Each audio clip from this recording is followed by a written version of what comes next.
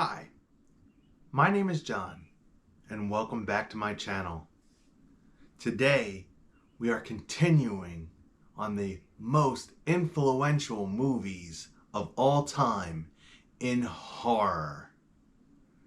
But before we get into it, I would just like to say, if you are liking my content and you like horror movies and you like horror movie reviews and you like Halloween discussions and everything else that goes in with this type of channel, please give a subscribe, a like, and tap that notification bell and all that jazz. I really do appreciate it.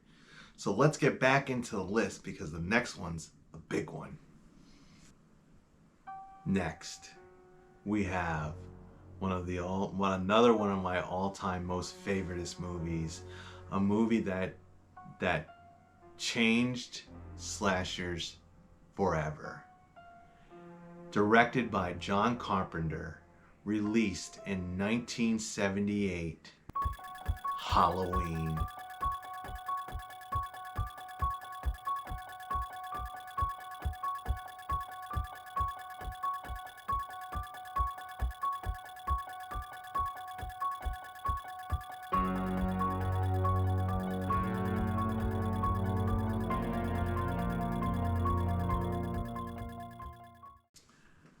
Basic storyline, everybody knows it. Mass killer escapes a mental institution and stalks babysitters and kills them with a kitchen knife in the suburbs. But Halloween, I think the thing about Halloween, not only basing it on at Halloween time and giving it that whole Halloween edge, which adds to it, but I think that they brought it, out of the woods and out of like randomness to the suburbs, to the basic suburbs, where everyone is at, where people live, your home, your house. Bates Motel was in a hotel. Texas Chainsaw Massacre was kids off in the woods. This is the killer coming to you in your place. This was so terrifying at the time. I mean, John Carpenter just did amazing with this one, and it's such a basic movie as far as how they made this movie, what went into making this movie. The storyline's fairly basic, but it's the basicness and the basic scariness of it, because it's like, of all these movies that I've already mentioned, vampires, Frankenstein, crazy hotel clerks, crazy serial killers who peel faces off, these are things that you're like, that'll never happen to me. Vampires won't happen. Night of the Living Dead won't ever happen. But like Halloween, it can happen. And it has happened. I mean, there are people who've gone around and went on serial killing sprees with a knife. But Halloween wouldn't be anything without John Carpenter. He made that was his baby. He made that made him, and he made it. His movie, the way he directed it, and what he brought to it, and I think one of the biggest things that really made this movie great was it was very similar, just like Jaws, where they don't show Michael Myers a lot in the beginning. He's very off to the side or in the shadows. The music, probably the best soundtrack as far as scary music that really, I think, just takes this whole movie. Without that music, without that specific track, this movie might not have the legacy that it has. Not only that, but also just the performances by Donald Pleasence and Jamie Lee Curtis. Now, over time, people have said, it kind of gets a little weak. It's, 50 years old almost. Donald Pleasence, I just thought was great in this. After seeing him in Halloween, in the original Halloween, all the Halloweens that he was in, and he was in the first 6, I just loved him. I loved his performances, and especially in the first one. I met him 15 years ago. I was told there was nothing left. No reason, no conscience, no understanding, and even the most rudimentary sense of life or death, of good or evil, right or wrong. I met this 6-year-old child with this blank, pale, emotionless face and the blackest eyes, the devil's eyes. I spent 8 years trying to reach him, and then another 7 trying to keep him locked up because I realized that what was living behind that boy's eyes was purely and simply evil. And also Jamie Lee Curtis, I mean, she did well playing the role that she was given. She was a nobody at the time. And then this movie made her career. And then she comes back for, the 20-year anniversary, the 40-year anniversary and all that. But obviously Halloween is the birth of the slasher. And not only did Halloween have endless 13 sequels for itself, probably in the works again. Also, the amount of copycats. Friday the 13th is really a Halloween copycat. Nightmare on Elm Street is somewhat of a copycat. I think Nightmare twists it a little bit to break away from the other two. But so many slashers that came out through the 1980s, and slasher genres that have just, as time has passed, the slashers keep coming back. They die off, they came back. Obviously Scream was another one inspired by Halloween. The slasher era is kind of returning, and I feel like it is. I mean, we're having a lot of slashers going on right now. But to me, if I was to rate all the slashers, Halloween is at the top for me, the original. I really, really, really think this one did a great job. And, it's up there in my top 10 of favorite movies.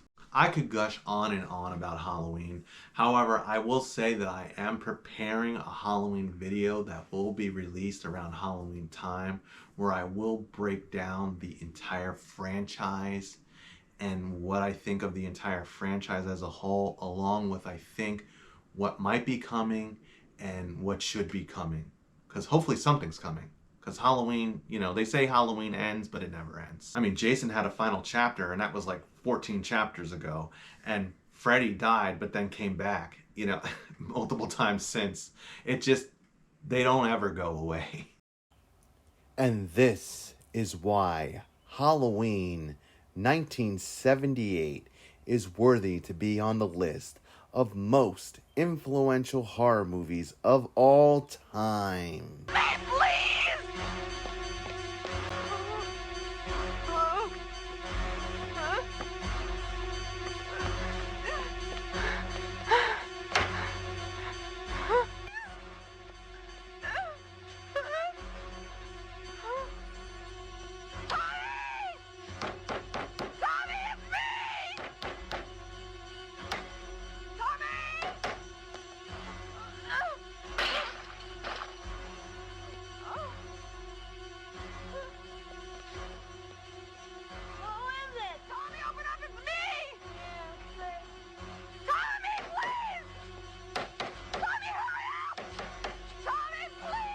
The next thing I want to get into isn't a specific movie, but it's an entire franchise. With Halloween, I feel like the first movie was the influential one. But this next movie, and the person in this movie has become a giant icon. There's the big three from the 80s. The next one is Jason Voorhees from Friday the 13th.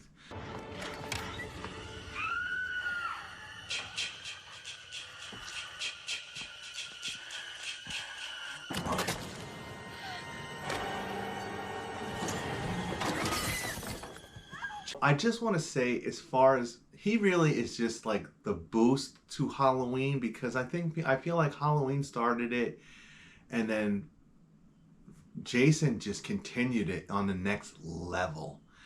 And it's hard for me to pinpoint that the original Friday the original Friday the 13th was as influential as the original Halloween, because when you look at people's rankings and stuff like that, sometimes Friday the 13th isn't always on the top. Halloween usually ends up being on the top of, the original Halloween ends up being on the top of most lists. And when it comes to Friday the 13th, some of the other ones tend to be the stronger. So I'm going to say that when it comes to Friday the 13th and that franchise and that film series, I feel like the whole series has been influential. Obviously, it was the dawn of the camp slasher. So like I said, Michael Myers took it into the suburbs. Well, Jason took it back to the woods. The Friday the 13th franchise has had 13 installments, plus it has Freddy vs. Jason and a remake. There's just so many movies. And then I also feel like many of the camp slashers, i.e. Sleepaway Camp and The Burning, and many other camp slashers that followed in suit, mainly through the 80s, but throughout all time, have been influenced by Friday the 13th, and primarily their antagonist, Jason Voorhees. And that is why he is worthy to be a part of the most influential list.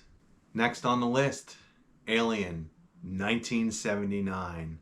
This movie was amazing. I did just get into my whole experience with Alien, growing up with the franchise, and how I was born at the wrong time for it.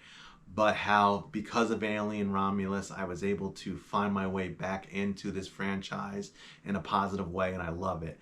And I've always known that Alien was a very influential movie. I mean, even growing up, I heard it mentioned all the time, and not liking it when I was young because I didn't know what it was really, being tired of it. Now I understand how great it was. And that original Alien, Ridley Scott's Alien, really broke the mold on things that it was doing with special effects, with the whole space thing, the sci-fi thing.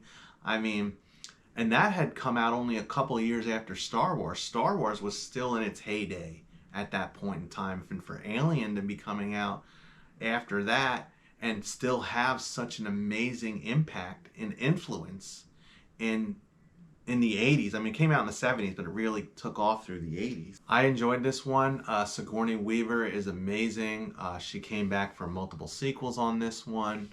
And what I will say about Alien, again, like many of the movies on this list, a giant franchise came out of it, along with copycat galore, alien sci-fi movies, so many movies in the 80s and 90s that were alien, had aliens in it. So many twists on the alien premises, but this Alien movie was great. I mean, the xenomorph is terrifying, and I even think the face huggers that are in the most recent ones are just terrifying. This is another one that always could be like it's a sci-fi horror, so it's somewhat horror adjacent, but I mean, it's scary enough. I mean, this is a terrifying thing. And then when the whole thing that nobody hears you scream in space, I mean, that was a great promotional thing for it. Alien also won an Academy Award for Best Visual Effects.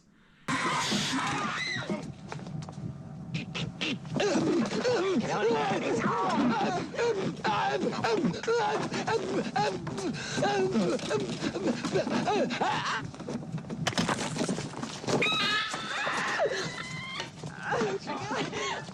God!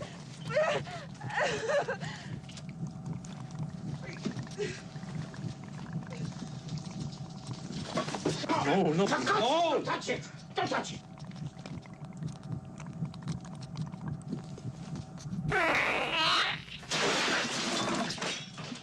And as I had mentioned, we just had Alien Romulus last year, which did pretty well. It seemed to be well liked by crowds and critics, which leads me to believe that most likely there'll be like a direct sequel to that one, maybe called Alien Remus. Who knows? But Alien's not dead. It's still going strong today. Very influential over time, and is well deserved to be on this list of most influential movies. Here's another movie that I'm gonna batch these two movies together, and they do come out about 3 years apart. But what I would say about these two is, one movie was released, it definitely created a subgenre that became very popular and influential, but a second movie was released shortly afterwards, which I felt was even more influential. And these two movies together have really been the influence in this subgenre. And that movie is, released in 1979, Amityville Horror. This movie was directed by Stuart Rosenberg, It's a chiller about a family who is terrorized by supernatural forces when they move into a New York State house, which has been the scene of a recent mass killing and the home of an 18th century Satanist. When swarms of flies appear from nowhere and the pipes in the walls begin to ooze slime and blood, they call on a local priest to exorcise the evil spirits. This movie stars James Brolin, Margot Kidder, Rod Steiger, Murray Hamilton. Is this the one that was in the Conjuring universe before the Conjuring universe became? Well, yes and no. But this one was based on when I was young, I lived very close to where all this went down, and the legend of Amityville was running rampant even 10 to 15 years later, which was by the time I was old enough to hear about it and talk about it. It was 10 to 15 years later, and people still talked about the Amityville house, and people still were driving over to the Amityville house, and I think to this day people still go over to where this house was and try to see. There was also Ed and Lorraine Warren got involved in this one. Another way how they kept themselves in the limelight during their heyday. They had some sort of seance or something that they did. It was way after the actual Amityville events happened. I think they got involved like 2 to 3 years afterwards. The story of George Lutz, everything about the Lutz family, everything about this Amityville, I mean, it made such... So this movie itself was, it was okay. It's not really... I don't think it's the movie that's so influential. It's the true story behind it, or the alleged true story behind it, because it's always been Amityville, is it a hoax or is it a horror? And, there's been some credible evidence out there kind of proving that it probably was a hoax. I mean, you never know, what really goes down with people. But at the end of the day, it created this franchise and this subgenre of hauntings, haunted houses, the whole trope of family moves into a house, the house is haunted, something terrifying. Amityville horror definitely is like a haunted house with that whole religious thing going on as well, because they call on the priests. The Amityville horror has its legacy. It's had numerous of sequels. It had a reboot in 2005, even more sequels since then. Amityville played small roles in The Conjuring 2. They start off The Conjuring 2 in the Amityville house. So the legacy of Amity and Amityville horror just lives on. And again, this is another one that another sequel could be in the works, another remake, another reboot, another extension of this universe could be coming out. But I would say I wanted to tag this one with another movie, and this movie was released 3 years later in 1982, directed also by Steven Spielberg. Well, or Tobe Hooper. There's been discrepancy about that. So Tobe Hooper is the director credited. Steven Spielberg definitely has his hand in this one. But Poltergeist to me overall was more influential over time with the way horror movies were. And Poltergeist, I think overall was more successful. They're here. Sweetheart, when you said they're here, who did you mean? The TV people. Do you see them? Do you? Something's funny going on here next door. Mommy?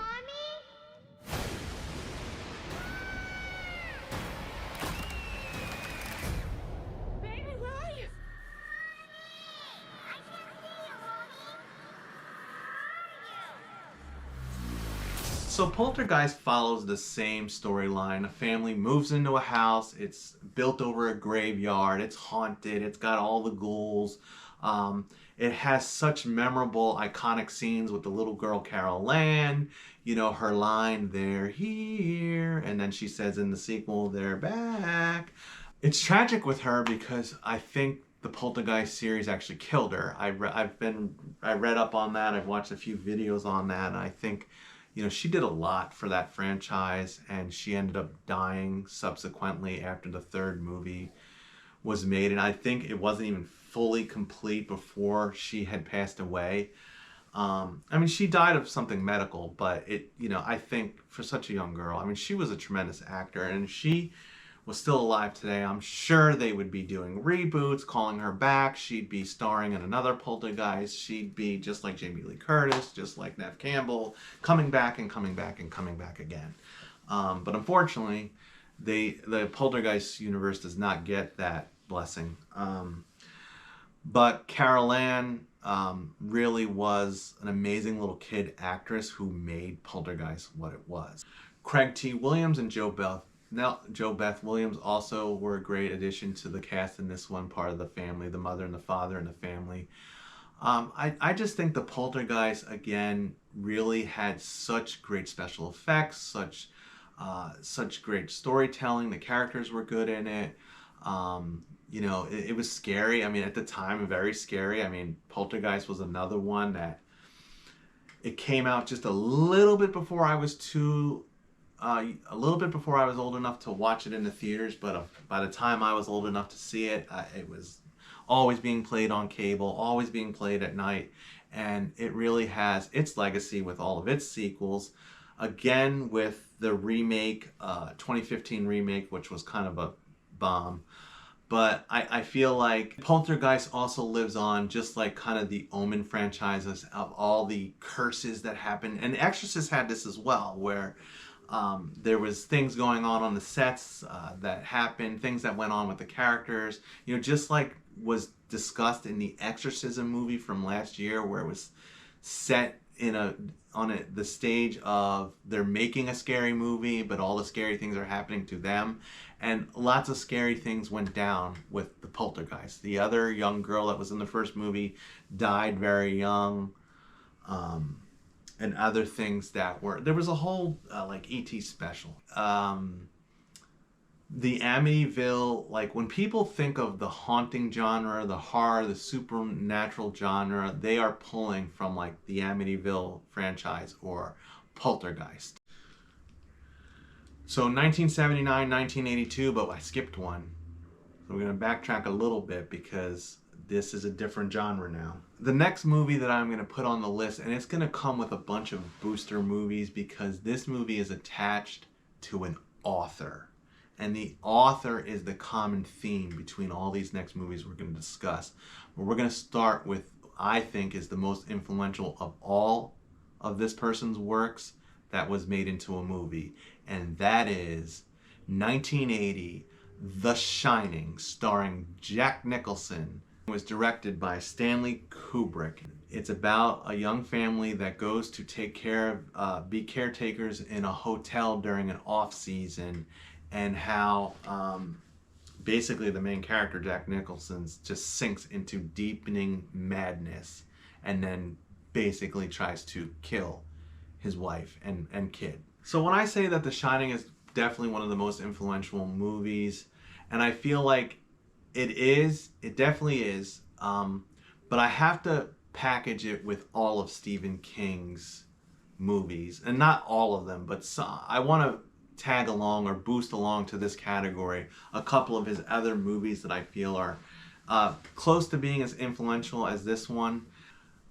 The Shining did receive one Academy Award nomination for Best Screenplay Adaptation, and I feel like it probably should have gotten more. Again, I mean, I'm glad that a lot of these movies on the list were nominated for things by the Academy, but most of them didn't win. And then, like, I feel like they should have been nominated for a lot more stuff, especially this one. So The Shining itself has a legacy of its own. Obviously, it's still becoming prevalent in the years to come. It took a long while, but they finally did make a sequel called Dr. Sleeps. And, you know, The Shining influence has been prevalent in many of Stephen King's other adaptations and other movies throughout the years. Many of the iconic images, i.e. the twins in the hallway, the little kid pedaling his bicycle in the hallway, Jack Nicholson's scariest moment when he's chopping through the door with the axe and he says, "Here's Johnny." Do you really want to go and live in that hotel for the winter? Sure I do. It'll be lots of fun. The only thing that can get a bit trying up here during the winter is the tremendous sense of isolation. Is there something bad here? I fear you will have to deal with this matter. What did I? Did you? I'm not gonna hurt you. I'm just gonna bash you.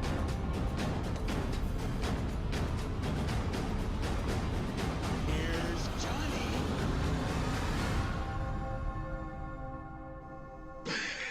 Which I think was meant to be comical. I think Jack Nicholson was kind of trying to be comical, but it actually came off terrorizing, because that "Here's Johnny" thing is like from the Johnny Carson show when they would say "Here's Johnny." King has a lot of movies, but I'm going to add just a few more to this list. Carrie, the one where Sissy Spacek plays the telekinesis girl, that was actually came out before The Shining.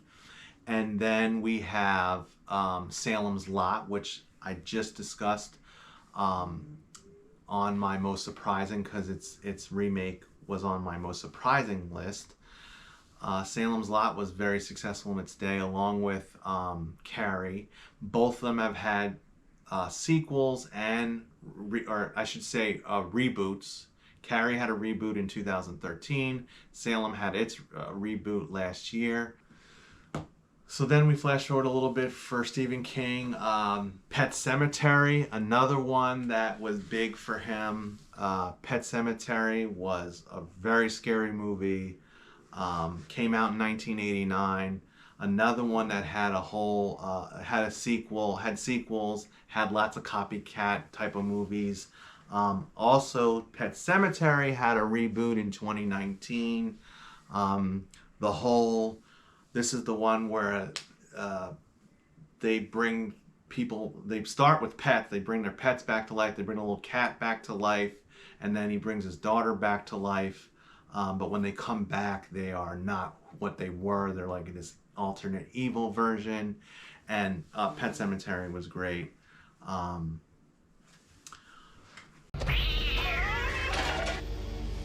May the Lord bless you and keep you. Has anyone ever buried a person up there? May the Lord make his face to shine upon you. You're thinking thoughts best not thought of. Daddy's gonna do something really bad. You're thinking of putting them up there. Don't deny the thought hadn't crossed your mind.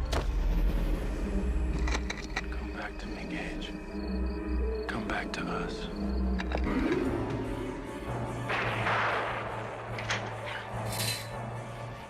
Also, another big one, big influential one, is Stephen King's It. And It had a miniseries in 1990 with a sequel. It was two sequels, like two parts. But It is the one from the clown in the sewers. It the Clown was initially played by Tim Curry. So the one that came out in the 1990s, it was decent. I think it was like on TV for a miniseries.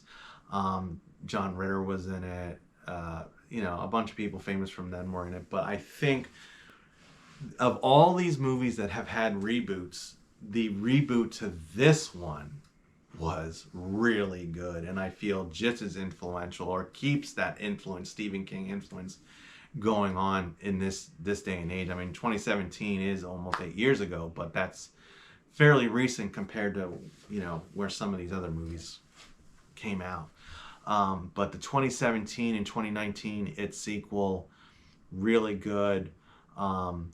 It is, I'd say, up there for me, and one of the most scariest movies. It's definitely, and even the reboot is probably one of the most scariest movies over the last 10 years.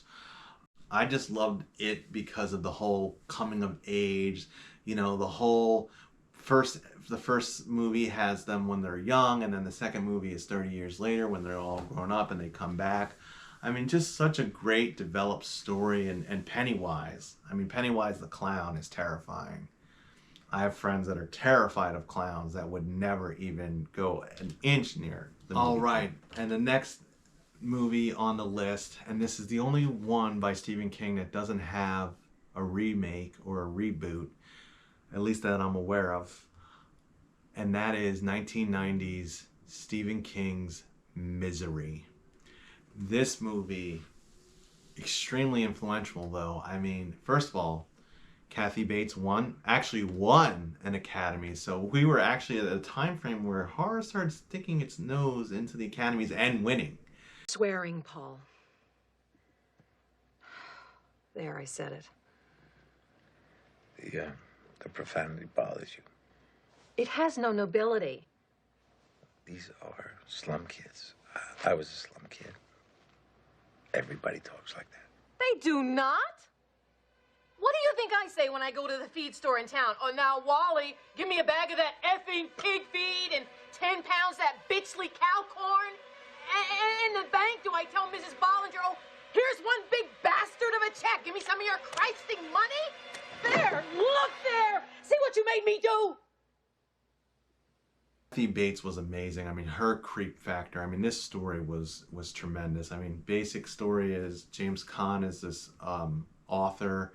His car somehow breaks down in the snow, and he has an accident or something, and Kathy Bates takes him in, and she's kind of like, they're stranded, so like she's like, oh, you can just recover here. It was kind of strange, but like she's taking care of him. But as he stays there longer and longer, he realizes like, this girl's nuts. She is cuckoo for Cocoa Puffs.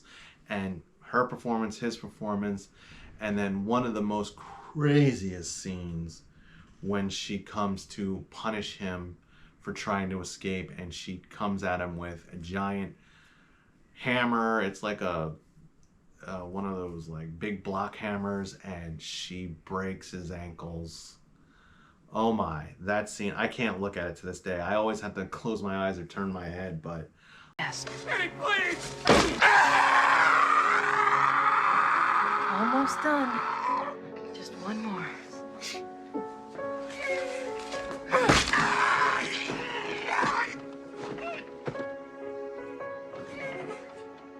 God, I love you.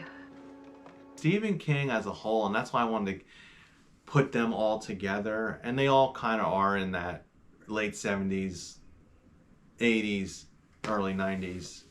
His movies as a group are just so influential. I mean, there's been so many Stephen King movies, so many Stephen King adaptations, so many Stephen King reboots, so many Stephen King. I mean, he is just, when it comes to authors in the horror field, he's at the top. And, you know, he's just, his name is just, you know, people will use his name like, oh, Stephen King like this. Stephen King supports it. You know, Stephen King is involved with it. Let me mention A Nightmare on Elm Street. This movie was released in 1984, starring Robert Englund as Freddy Krueger, Heather Langenkamp, John Saxon. This movie, and oh, let's not forget Johnny Depp got his start in this franchise. It definitely came out in the midst of all the slashers, so I'd say this one is like a boost, along with Friday the 13th. I mean, those are the ones that are the biggest names in it, but they kind of boosted what was going on with Halloween. And I would say A Nightmare on Elm Street gave it a new twist. While Michael took it to the suburbs, Jason took it back to the woods. Well, Freddy took us to a place where we're most vulnerable, and that's right in our own bed, in our own house. And it can't get any closer or scarier than that. A Nightmare on Elm Street added an additional like flavor with these dreams and the fantasy and the fact that Freddy came to these kids in their dreams really gave them freedom to do things that aren't in normal slashers. That, you know, you can dream up anything and it can be realistic. Some of the things that happened to the kids in Elm Street really was crazy and wild because it was fresh, because you could dream it. It didn't need to be based in reality, whereas some of the traditional slashers were based in reality because, you know, Halloween is just a serial killer coming around on Halloween night and killing people, which is scary. Nightmare on Elm Street takes that same idea, the scariness of that idea. You have a killer, a serial killer, but he can come to you in an unrealistic way, which is in your dreams, in your head in a way. But when you get killed in your dream, you die for real.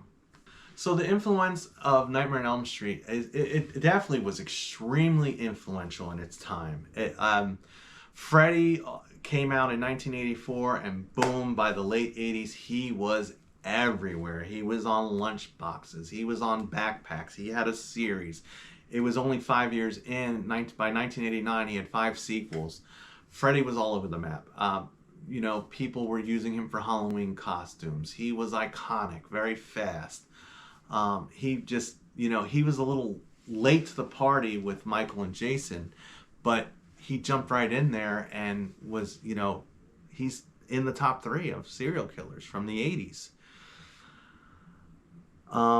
Unfortunately, with Freddy, his series ended up killing itself, and I think they kind of, I mean, again, just like I've mentioned, how only certain people can play certain characters, and Robert Englund is it. You know, they tried it with a reboot. So Freddy did get a reboot, and the reboot was a disaster.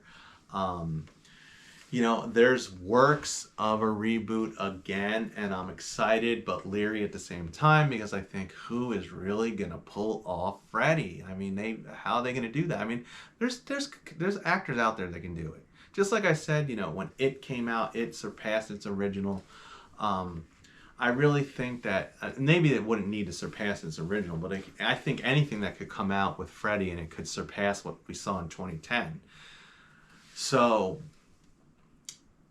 you know, Freddy again also has had his influences in things. I feel like Hellraiser had a little influence from the Nightmare on Elm Street series. Hellraiser was another one that was kind of very similar. The character seemed very similar.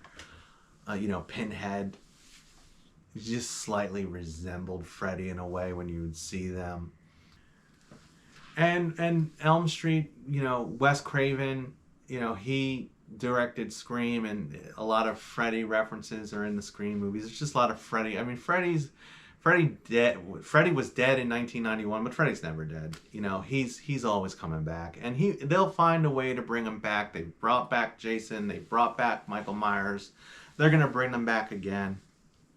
You know, Freddy vs. Jason in 2003. You know, controversial one, but I love that one. I love Freddy vs. Jason. So, I mean, that was, you know, a great Freddy Krueger, and that was, you know, a whole almost 20 years later from the original. So that is why Nightmare on Elm Street is definitely worthy to be on the list of most influential horror movies. Well, that wraps it up for this segment, but keep in mind that we do have plenty more movies to discuss that are in the category of most influential movies of all time in my final and third segment.